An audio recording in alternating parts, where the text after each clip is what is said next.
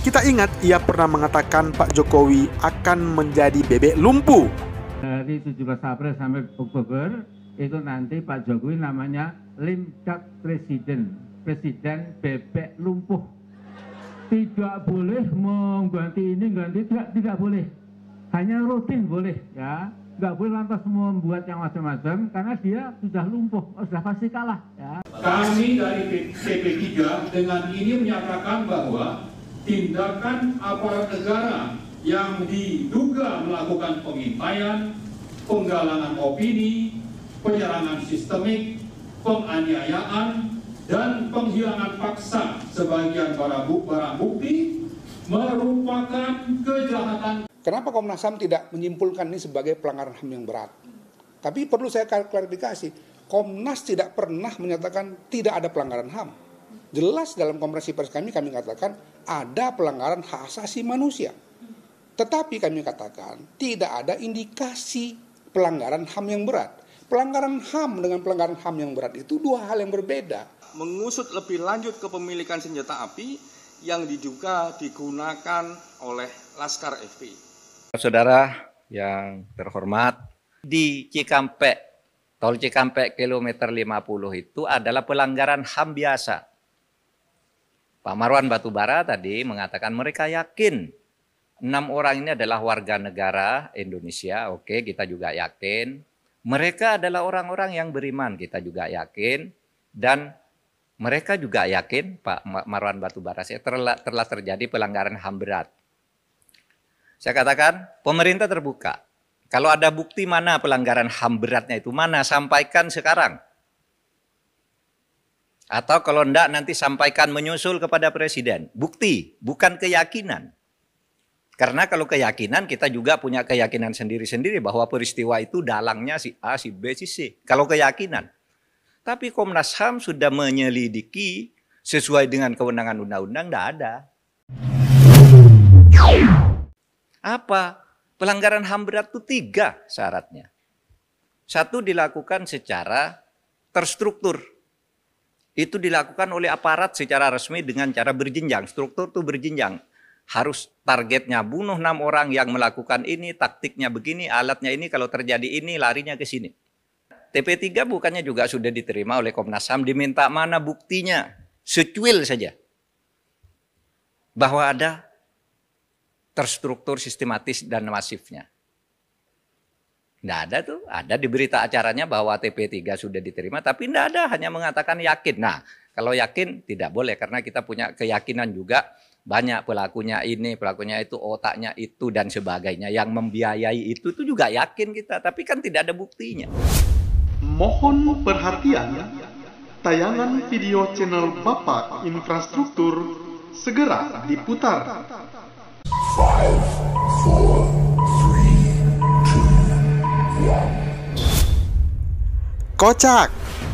Amin Rais bertemu Presiden Joko Widodo membawa-bawa neraka jahanam. Ditulis X Hardy di siword.com.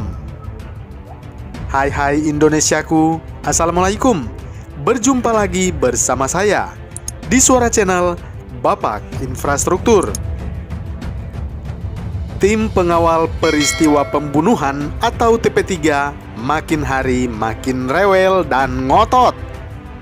Ya, tim yang dikomandoi oleh Amin Rais ini bertemu dengan Presiden Joko Widodo siang tadi. Minta sepeda, tak mungkin dikasih. Atau mau memenuhi janji jalan kaki dari rumahnya di Yogyakarta ke Jakarta sampai ke Monas. Lebih tidak mungkin lagi. Tujuannya cuma satu, terus menggoreng kasus penembakan terhadap 6 laskar Front Pembela Islam atau FPI. Mereka tetap ngotot bahwa itu adalah pelanggaran HAM berat. Sesuai versi dan temuan mereka, tentunya. Sedangkan menurut temuan Komnas HAM, ada pelanggaran pidana biasa, bukan pelanggaran HAM berat. Mereka mengklaim 6 laskar FPI dibunuh secara kejam dan menilai itu ada extrajudicial killing oleh aparat negara, dalam hal ini kepolisian. Oleh karena itu, kami menganggap kasus ini masih jauh dari penyelesaian yang sesuai dengan asas keadilan dan kemanusiaan sesuai Pancasila dan Undang-Undang Dasar 1945. Demikian pernyataan sikap TP3 itu. Ngototnya mereka yang selalu mau menang sendiri. Temuan yang diumumkan pihak lain, kalau tidak memuaskan maka mereka akan membuat temuan-temuan sendiri yang sesuai dengan keinginan mereka. Inilah yang paling lucu. Amin Rais yang satu ini kembali merasa sok suci dan paling benar. Ia meminta pemerintah menegakkan aturan dengan adil. Amin Rais dan kawan-kawan juga sempat mengingatkan soal ancaman neraka jahanam saat bertemu dengan Presiden Joko Widodo.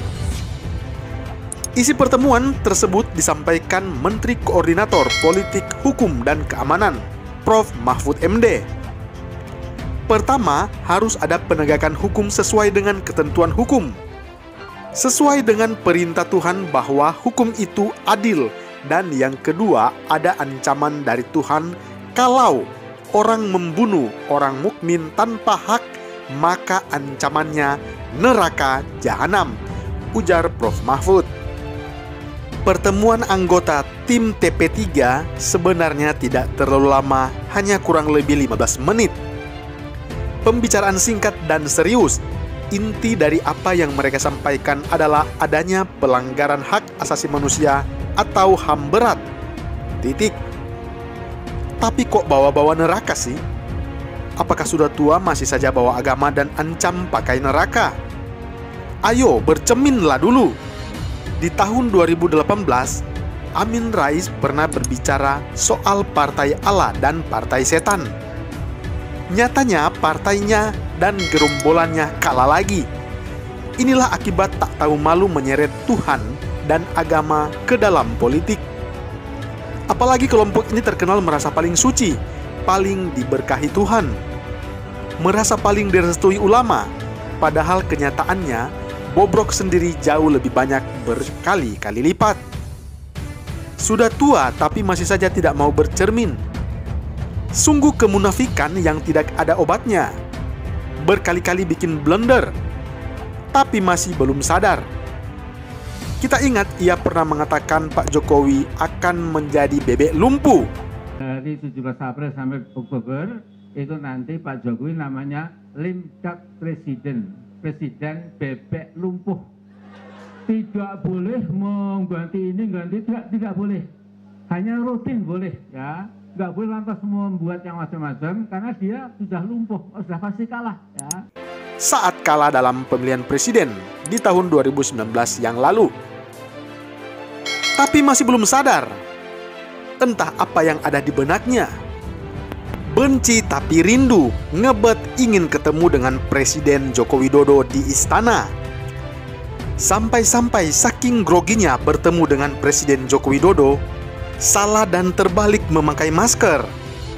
Ya, kita juga harus salut untuk muka tebalnya Amin Rais yang masih punya malu menemui Presiden Joko Widodo yang sudah berulang-ulang kali dikritik dan dihujatnya. Cermin, mana cermin? Apakah stok cermin sudah habis di dunia ini? Selain bicara soal neraka, mereka ingin kasus tersebut dibawa ke Pengadilan Hak Asasi Manusia atau Pengadilan HAM. Kemudian diurai apa yang terjadi pertama. 7 orang yang diwakili oleh Pak Amin Rais dan Pak Marwan Batubara tadi menyatakan mereka berkeyakinan telah terjadi pembunuhan terhadap 6 laskar Front Pembela Islam dan mereka meminta agar ini dibawa ke Pengadilan HAM karena pelanggaran HAM berat.